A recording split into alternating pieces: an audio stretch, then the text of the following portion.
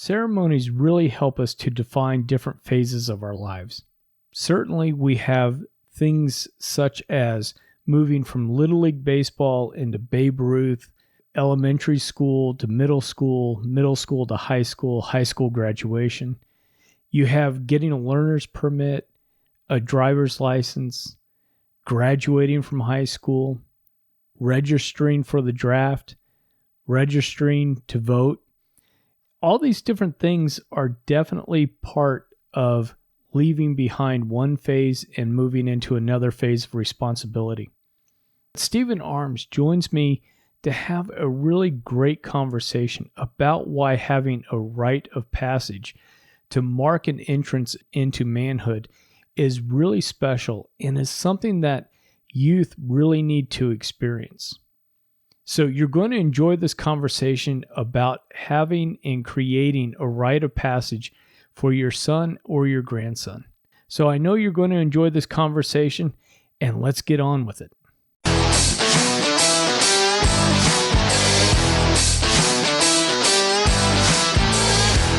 Hello, and welcome to the Cool Grandpa Podcast. This is your host, Greg Payne, coming at you from Studio 12. This podcast is about being the best possible grandpa you can be, focusing on what it is to be a grandpa and how we can all share that experience together for our grandchildren.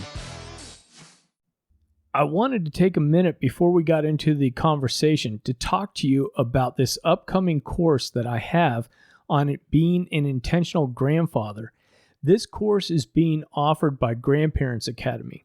I've got a 4-part video course that's all primed, ready to go, and there are lots of other courses that you might find interesting as well. So please go to the show notes as well as the affiliate tab on my website. Check out Grandparents Academy and find the course that's going to work for you. Hopefully you sign up for the Intentional Grandfathering course. I'd love to have you participate in that one. The other thing I want to just make you aware of is that my children's book, My Grandpa's Grandpa, has just won another award. This one is with Story Monster, and Story Monster is an organization and publication that goes out to just about all the elementary schools, all the libraries, talking about authors, talking about children's books, young adult books. So this is a pretty big deal, and I'm super excited that I've been awarded recognition from this organization. If you haven't ordered a copy of My Grandpa's Grandpa, please go to my website, cool-grandpa.us, go to the bookstore, and place an order, and we'll get that out into the mail for you. Without further ado, let's go ahead and jump into this conversation. Hi, Stephen. Thank you so much for being on the Cool Grandpa Podcast. I'm excited to have this conversation with you and talk about rites of passage and what they mean for young men as we're growing and developing. Greg, absolutely. It's my honor to be on your show. Stephen, as we get started, can you give us a little bit of your background, maybe where you live, how you even got started into getting into this area of studying and creating books and ideas around rites of passage? Sure, absolutely. I live in just outside of Portland, Oregon. I'm married and I have 3 children myself. Our daughter is 4 years old.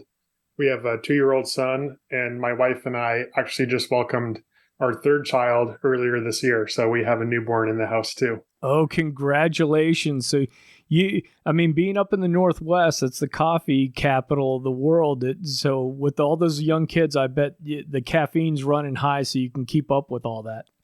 Yeah, I'm at 2 or 3 cups a day these days. Well, you have to. And Stephen, one of the reason we've got you on the show is because I think we connected through conversation about rites of passage. I know I was on James Lott Jr.'s show. He and I were talking and kind of lamenting that I think society misses out on not having these rites. And we've seen a decrease. As for me, my background is with scouting and some of the church youth groups. Those areas seem to be decreasing some of these rites. I think some of the conversation and where you and your dad have hit on this too was kind of the same thing. Like, all we do is we have these young men that are boys, and then they're kind of going into the teen years, and then all of a sudden we all say, well, now you're an adult. But there was nothing that kind of had that embarkation point for becoming an adult. And yeah, that's exactly right. We don't have a rite of passage tradition in modern Western society. And we wrote the book to kind of bring back that tradition so that other families can implement this in their lives. I actually had a rite of passage myself when I was 13 years old that my dad and my grandfather organized for me. And the book really centers around what that rite of passage looks like and how other fathers and grandfathers can organize one for their sons and grandsons as well. And that book, folks, is Milestone to Manhood. And we'll have links to all of this stuff in the show notes, and we'll talk about it. As far as how to get the book a little bit later. But what I want to do is dive in and talk a little bit about what is a rite of passage. What is this thing that we're talking about? Absolutely. So, a rite of passage in our context is an event that a boy can look back on in his life and know that was the moment that I became a man. When we look at other cultures, other societies from around the world, we see examples of rites of passages. The most famous example is probably the bar mitzvah in the Jewish faith. That's how a boy in the Jewish faith can achieve the status of man. Another example would be in the Australian Aboriginal society, they have what's called a walkabout. And in that rite of passage, the boy is sent off into the wilderness for 3 to 6 months at a time to survive on his own. And when he comes back, he's no longer considered to be a boy, but he's considered to be a man, and he's eligible for marriage. As we were talking about earlier, modern Western society doesn't really have an equivalent coming of age ceremony. And I think that's one reason why we are failing to develop men who are virtuously masculine, the real manly men type of guys. In the absence of a rite of passage, because we're not giving rites of passages today, boys are left to try to prove their manhood to themselves. And what that might look like is it could be the sexual conquest of women. You hear guys say things like, she made a man out of me, or it could be violence, right? When boys get in fights with each other, subconsciously, they're thinking, if I can physically dominate another man, then therefore I'm a better man than him, right? Trying to prove their manhood by fighting each other. Or another one that's popular these days, I would say, is video game addictions. In a lot of video games, you can literally go out and slay a dragon or kill a terrorist. That totally plays into the male ego of proving yourself as a warrior, proving yourself as a man. And that's why we argue that it's a father, or in some cases, a grandfather's responsibility to tell his son or his grandson, in my eyes, I no longer consider you to be a boy, but I consider you to be a man. And if fathers and grandfathers can affirm their sons' masculine identities and give them that title of man, then boys don't feel the need to prove their manhood to themselves to quite the same degree. I think that's important because so many times I think adolescents are just walking around with one step in each area, right? Like in some cases, they're considered or treated as just older kids. And then in other cases, we're expecting them to be adults, but we haven't told them. We haven't gone through giving them that permission or designating them and saying, hey, we're expecting you to meet a higher standard now in your behavior, in your actions. Doesn't mean that you can't screw up, but we're just saying, hey, now some of your actions and decisions have consequences, but your input also has greater weight than if I was going to ask your 6-year-old brother a question. So that's interesting. Do you know, have rites of passage typically always been attached to religious meaning, or have they been a little bit of secular or cultural. And it may be a little bit tough to separate those two out because for so long, religion and culture was the same thing. Yeah, I think when you look at most rite of passage events around the world in different societies, most of them are tied to their religious belief, their religious identity of the culture. Certainly the Jewish bar mitzvah is the biggest example.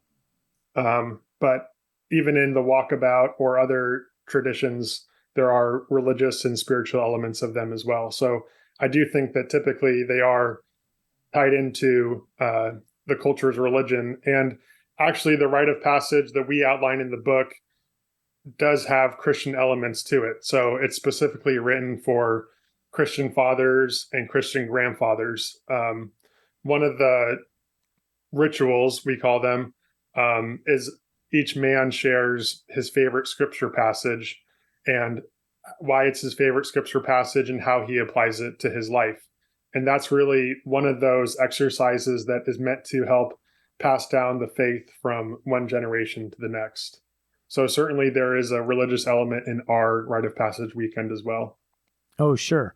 I appreciate you bringing that up because what I want to do is dive in a little bit and have you talk about your own rite of passage in that weekend and how that was laid out. Because certainly doing this type of activity is, I think, something fairly new and something that not everybody has gone through or experienced. So sharing a little bit about the lead up to that weekend, because I think you've talked about how important it is that there is this kind of a lead into having that rite of passage weekend.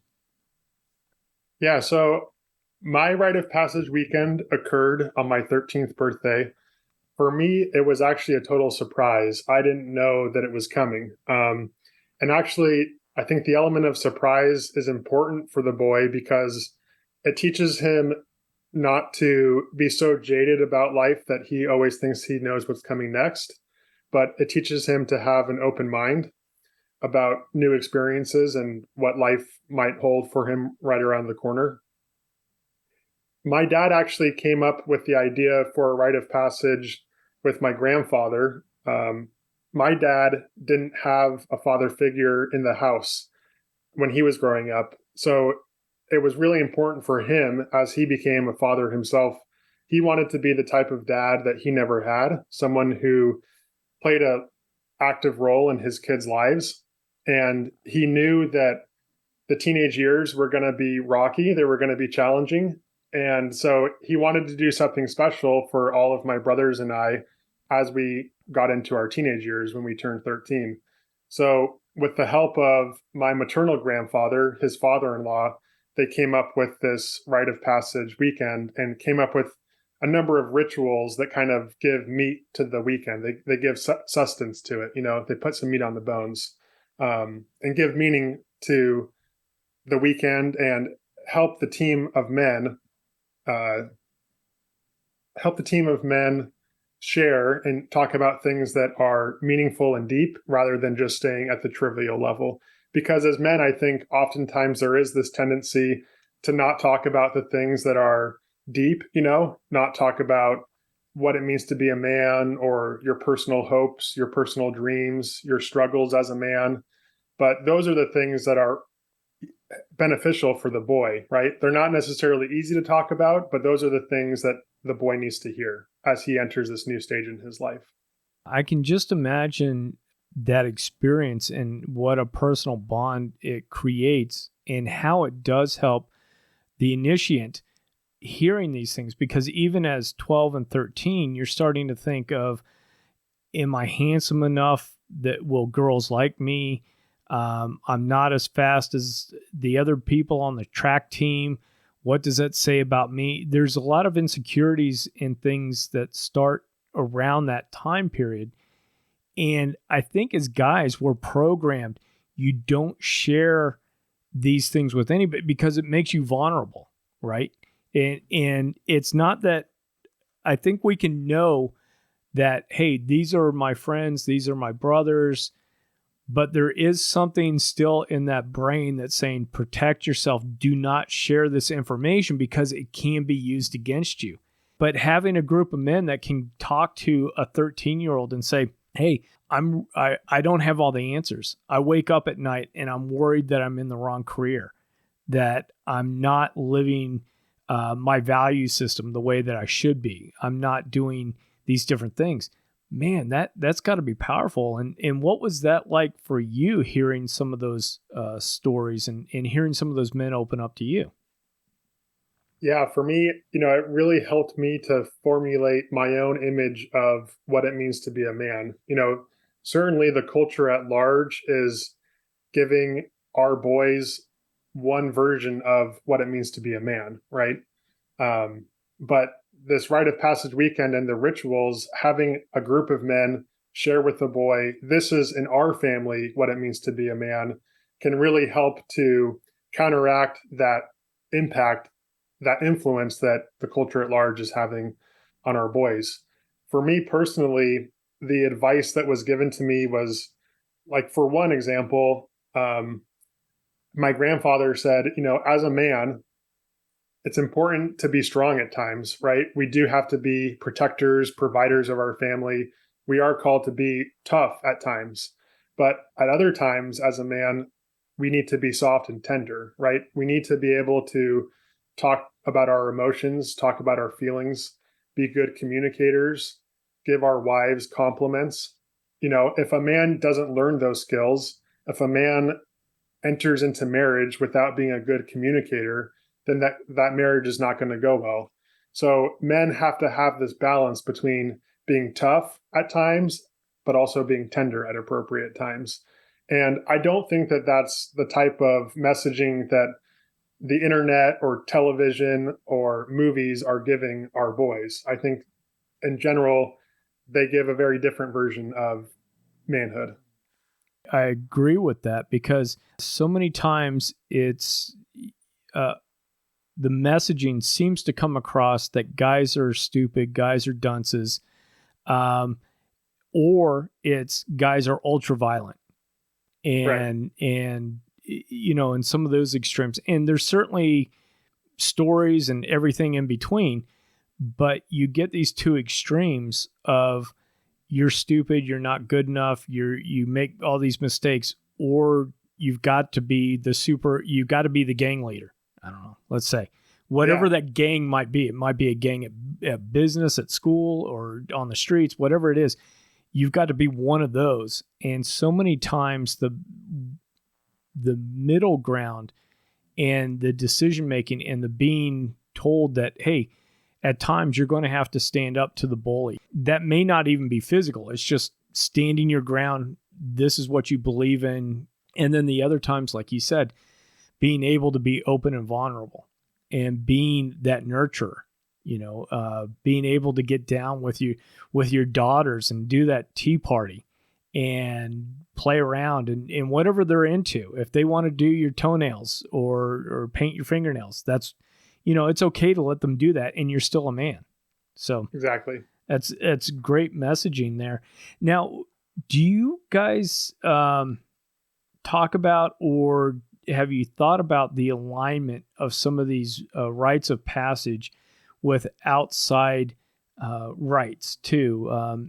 What jumps to mind for me, and this is my own background with heavy on scouting, is in Scouts, you had the crossover between Cub Scouts to Boy Scouts. And in some cases, you've got cases of leaving Little League and moving into Babe Ruth, right? You're leaving and I'm chuckling because there's no real activity for that other than, hey, you're not in Little League anymore. You're playing on the bigger bases. You're playing a different kind of baseball.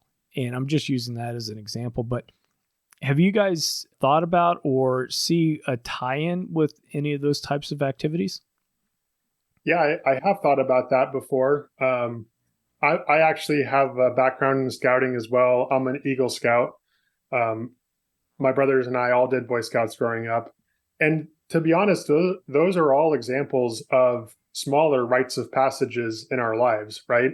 when you graduate from Cub Scouts to Boy Scouts, or from Boy Scout to Eagle Scout, or when you go from Little League to the big leagues, or when you graduate from middle school and go to high school.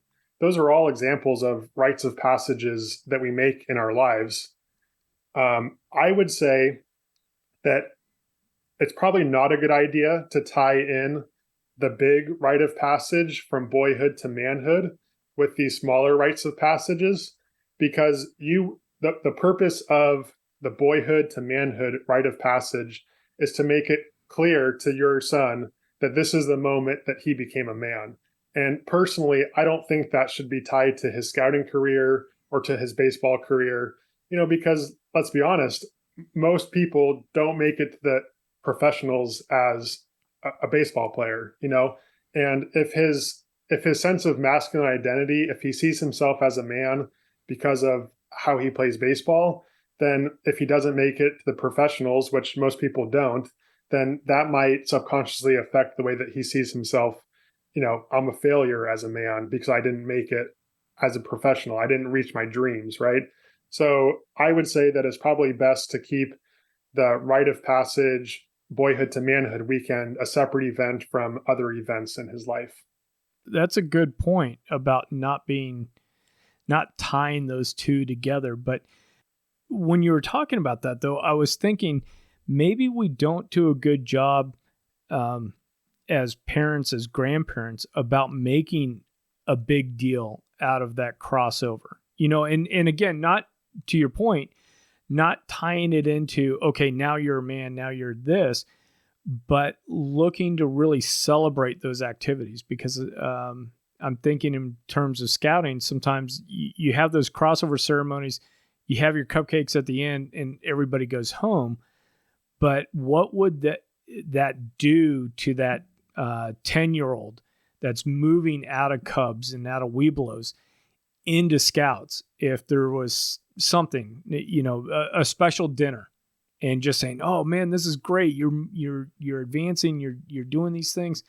World's wide open to you." And that's what the crossover ceremony is supposed to be, and oftentimes does. But I'm just wondering now, as a parent, I'm like, man, should I have made a bigger deal out of that than maybe we did? So, what are your thoughts about even amping those up a little bit, but not tying them to that? Hey, you're a man now. I'm all for it. It's funny you say that because it makes me think about my own experience with Boy Scouts and going from Cub Scouts to Boy Scouts. I remember my dad saying, I think you're around 5th or 6th grade when you go from Cub Scouts to Boy Scouts. And I remember my dad saying, like, you need to make your bed now that you're a Boy Scout, and also how I kept keeping my room clean. It would be a total mess. And my dad would come in, and our scoutmaster's name was Mr. Bald. And he would say, if Mr. Bald was here, what would he say about your room right now? And so for me, I think that my dad did kind of try to incorporate that rite of passage of Cub Scouts to Boy Scouts and push me along as far as my maturity levels and encourage me to become a more closer step to manhood in that small version of a rite of passage as well.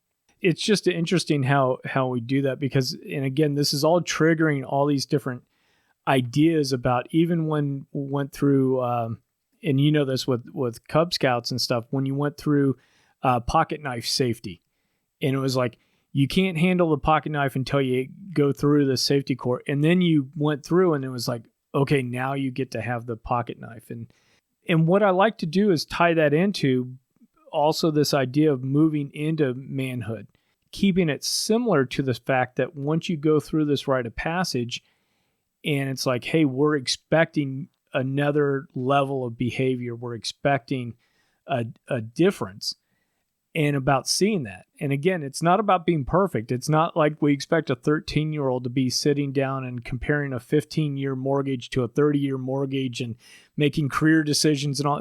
We expect them to be 13 years old. They're going to be goofy. They're going to make mistakes. But there is that underlying expectation of, hey, you messed up. We expect a little bit more from you, and you need to take some ownership of that. Question that I've got for you again is, talking about maybe some of the artifacts around a rite of passage, because I think you talked about, I think, having a stick where everybody had written out ribbons and then attached those ribbons to your stick. And if it's not a stick, tell me it's not a stick. But if you can talk a little bit more about that, and even tell me a little bit about how that made you feel having those attributes attached to that artifact for you, it would be great. Absolutely. So one of the rituals is a sharing exercise. We call it the ribbon ceremony. And in the ribbon ceremony, each of the men have a stick that's 2 or 3 feet long, and they tie ribbons onto that stick, 6 ribbons. And on each ribbon, they write either a positive or a negative character trait that they see in themselves. So their positive character traits might be hardworking, loyal, and faithful. And their negative character traits might be greedy, lustful, and lazy. Those are just 6 examples off the top of my head. And then each man shares with the group what he wrote down and why he sees those character traits in himself. The boy also has a stick, but his stick starts off completely empty. And once every man in the group has shared his character traits that he sees in himself, it's the boy's responsibility to go to each man and untie the character traits that he wants to emulate from him and tie it onto his stick. And that really shows how, as men, we have the ability to emulate certain positive character traits that we see in other people, right? The people that we surround ourselves with have an incredible impact on who we are. My grandfather, for example, was really good at giving words of affirmation. He was a very generous with his words of praise. And that's something that I've tried to emulate from him in my life. It doesn't necessarily come natural to me, but I saw what a beautiful aspect of his life that was. And so I try to copy that from my grandfather. And then at the end of the exercise, ideally the boy is left with the stick full of positive character traits, and the men are left with their sticks with their negative character traits.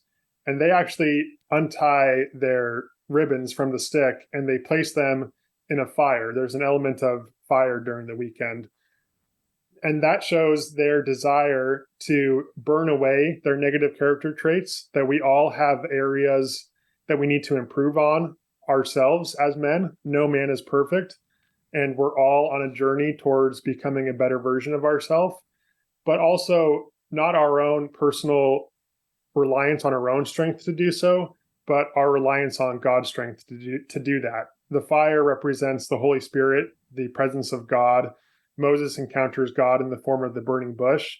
So there is that religious element of it, and putting the ribbons with the negative character traits shows I can't do this on my own, but through God's grace, I can become a holier, better version of myself. I love that too, because not only is it, you've got the symbolism of the purification that's going on with having the fire consume those things, but it's also being able to turn over those negative attributes to God. And, I'm going to keep working on it, but here I'm recognizing this, that I'm laying it before you, that sort of thing to it. So I wish I was more eloquent in talking about that symbolism, because it really jumps out and I think is really powerful. Well, thank you. I think one of the best parts about that exercise is that at no point are you telling the boy what his negative character traits are, right? You're not calling him out and saying, these are the areas in your life that you need to improve. Instead, you're focusing on yourself and saying, these are the areas in my life that I need to improve. And by doing that, you are giving your son or your grandson a template on how to improve himself, right? This is how my grandfather improved themselves, and I saw that. And so that gives me a framework to improve myself. The reality is that ideally dads and grandfathers are going to pass away before the sons, right? Our sons are going to outlive us. So it's not necessarily our job to fix them. It's our job to teach them how they can fix themselves. And I think that's one thing that that ritual really does well is it shows them no man is perfect. And this is how you go about that process of perfecting yourself. I like that too, in that to me, it gives the 13-year-old permission to look and choose the good out of people. That you may become across very negative individuals or bad individuals, historical or at the office, whatever it might be. But there may be some attributes of that person where it's like, hey, I don't agree with their actions in totality, but boy, here's something they really did right. They were really keen on details, and that's a good attribute for me to pick up and take. And I'm going to leave the rest behind. I think that's pretty powerful too, is giving people permission to look and pick those things out. One thing I am curious about, and I know the focus is on the rites for boys, but I think you've also been talking with some people and had some discussions about rites of passages for girls.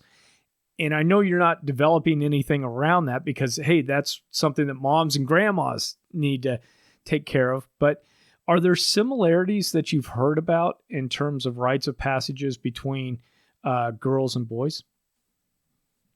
Yeah, so in our family, all of the boys and the girls, we each got a rite of passage weekend when we turned 13. My immediate family is all boys. I only have brothers, but my girl cousins did get these weekends as well. Obviously, the major difference is that it's not the dad and the grandfather and the uncles that take them away for the weekend. It's the mom, the grandmother, the aunties who hold their rite of passage weekend. But the girls do get a rite of passage weekend. And the rituals, the exercises that make up the weekend are, for the most part, exactly the same. There are some minor differences. One is for their ribbon ceremony, they don't use a stick. They use a tiara or a crown, and they tie their ribbons to the crown. So it's just more of a feminine attribute, feminine symbolism, instead of masculine symbolism of, walking around with a stick. Another difference is they have an exercise that's a quilt sewing exercise. So each woman before the weekend prepares a square on a quilt and with some symbolism on it of what aspect of womanhood this represents, whether it's motherhood or work ethic or faithfulness. They make some imagery on a quilt square, and then they have an exercise where they each share why they put this down.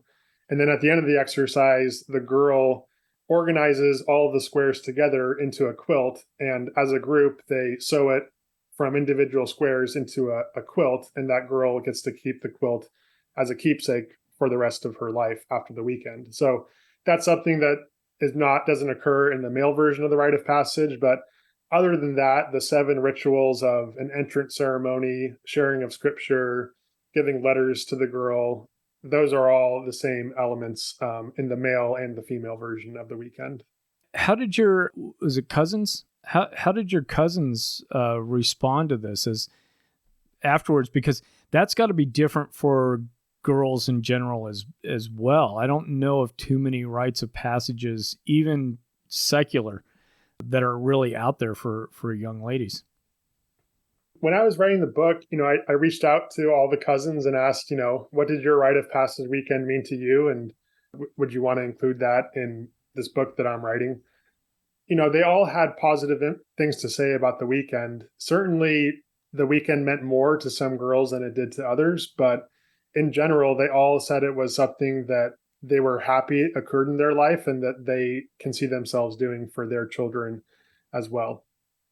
Oh, that's great to hear, because I can just imagine the imagination starting to click with a number of people listening to this podcast about things that they would love to set up and follow along that blueprint, but make it their own for their family. So this is great to hear that the girls get as much out of it as the boys.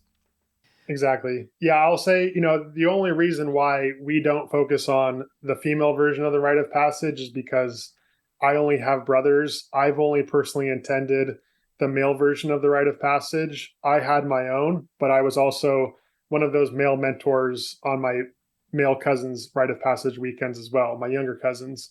So I got to go to 4 of these weekends in total. And just not having any personal experience in the female version of the rite of passage, I thought, it's probably best for us to focus on just the male version. But there is a chapter in the book that goes through how you could organize one of these weekends for a girl too. That's awesome. Yeah, it makes total sense. Stay focused on the dudes because, there's some stuff that we're going to be into and stuff that's going to be meaningful for us. And the young ladies and the women are going to have something totally different that's going to mean a lot more to them versus, to the young guys. I'm trying to get my girl cousins to write the follow-up version and the female version of it, but no luck so far. Oh, okay. Okay. Well, keep on them. Keep on them. The world needs that information. I do like the idea of once you've gone through this, that you can then attend others. So I think in the book you were talking about your brother, your older brother went through his, and then when you went through your weekend, he was a participant in that as well. What does that? Exactly. What does that do to you guys being part of that? Once you go through the weekend, you're officially considered to be a man in the family, and that means that you get to be one of those male mentors in your younger brothers and your younger cousins' weekends. I think, it really did help us to bond together as siblings, sharing those weekends together. It's kind of funny, one of the elements of the weekend is sharing of letters. So each man writes a letter to the boy about what he means to him, what it means to be a man, encouraging him on his journey. Kind of an open-ended letter, but in general, it's just meant to be a love letter to the boy, right? And I have letters from my dad, my grandfather, my uncles, also other people from outside the family. So my Boy Scout troop master at the time, my football coach. But I have this letter from my brother who's 15 at the time. And in this letter, he's giving me advice about being a good man and encouraging me as I enter this new stage in my life as a teenager. And I still have that binder full of letters today. And I always get a good chuckle when I read that one because it's written by this 15-year-old, and now I'm a 31-year-old man. And it makes me laugh every time. Oh, I can just imagine because of the 15. Let me tell you about all my experience and let me tell you about the road ahead and how it is to be a man. And I would love to have something like that from my siblings. One, it is truly meaningful, but then the chuckles of like, you knucklehead, Exactly. You had no clue, and you're writing this out like you're an 81-year-old man with all this wisdom, it's like, come on, man. Yeah, it is genuinely meaningful. It's a beautiful letter, but it's also genuinely funny. It makes me laugh every time. Well, and that's the thing with guys, right? Something you could have a moment that is so deep and personal, but at the same time, turn around and slug your buddy in the arm and just kind of joke with him about it or whatever. I mean, that's just guys. That's how it should be, I think.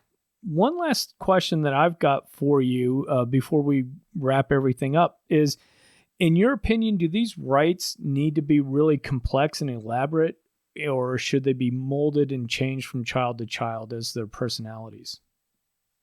That's a good question. I think it depends on what each individual considers to be elaborate or simple, right? To some people, these rituals, they do seem elaborate. But I don't think that it's a good idea to go away on a weekend and not have a plan, right? If you don't have any rituals, if you don't have any context to encourage meaningful conversation, then it's really easy to just stay at the trivial level and turn this weekend into a fishing trip, right? Because as men, we are guarded sometimes. It is hard to have deep conversations about what does manhood really mean? What are my personal strengths and my personal weaknesses? So in that sense, I don't think it's a good idea to not have a plan. And you do want rituals. That being said, I don't think that any of the rituals that make up this weekend are really all that elaborate. There's a prayer that we use to begin the weekend. There's a fun exercise where you're just bonding with the boy. There's a discussion of what does it mean to be a man to you? It's really just men sitting around in a circle talking about manhood. It's really not that complex. So I would say that it's really important to have a plan when you do these weekends so that you pass down meaningful and helpful advice to your son or to your grandson. That's great advice.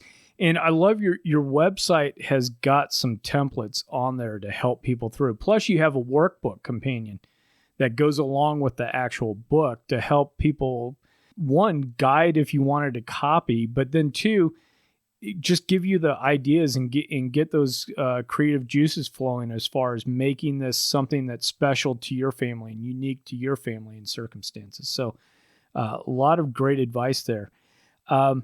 Anything, Stephen, that I haven't asked you about as far as rites of passage or the book Milestone to Manhood that you would like to talk about before we wrap up? The last thing I'll share with your audience is those templates on our website. So if you go to our website, which is milestonetomanhood.com, we have email templates there where you can literally just copy and paste. And this template it explains what a rite of passage is, why you want to hold one for your son or for your grandson, and what the weekend looks like. We realized in writing this book that half the battle is just using the word, getting the right words, right? Explaining to the other men what you want to do. And we have this information as a family in email format. So why not just share that with the rest of the world? So your listeners can literally go to our website, copy, paste it into the body of an email, and just send it to the men who they want to attend this weekend. We don't ask for your email address. We don't charge money for it. I totally get that people don't want to be spammed these days. I don't either. We really just want to make it as easy as possible for a father or for a grandfather to organize one of these weekends for his son. That's awesome. And again, folks, I really recommend going to the website, check out the resources that are there, check out that information because it will get those creative juices flowing. I was over there, I was looking at the website. I'm like, oh man, once my 4-year-old grandson starts to get close to 13, I can work with his dad on doing something like this and just really making it our own thing. So, Stephen, I really appreciate the work that you've done. And I really want to make sure that folks understand Milestone to Manhood. It's important. These rites are important. They really help young boys navigate moving between being children to being men. And that doesn't mean that they're not going to screw up and they're not going to be goofy 13, 14-year-olds. It just means that there's a level of expectation of behavior. And you outlining this, sharing your experiences with your family has just been fantastic. So I'm sorry I'm long-winded, but I just wanted to say that and really thank you for having come on this show. Thanks for having me, Greg. I really appreciated Steve taking time out of his evening to sit down and talk with us about rites of passage, about his rites of passage, and about even the experience that his female cousins had. Because I think it's important that we help youth start to enter into adulthood, whether that's becoming a man, becoming a woman, and having a group of friends and family around to really kind of make that embarkation point really special and impactful. So what I want you to do is make sure you go to milestonetomanhood.com, check out Stephen's site. You can buy the book, buy the workbook. There's resources at this site, and you can dive in and listen to even more conversations that Stephen has had in regards to these rites of passage. So I hope you enjoyed this conversation as much as I have, and I hope it really kind of inspired you to develop and create a rite of passage for your son or grandson. So until next time, remember to stay cool.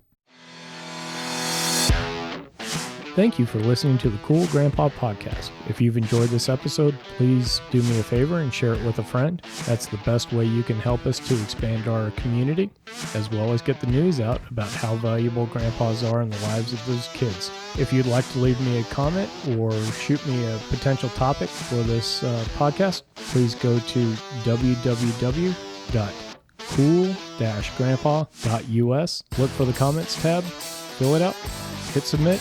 It's as easy as that. Until next time, remember to stay cool.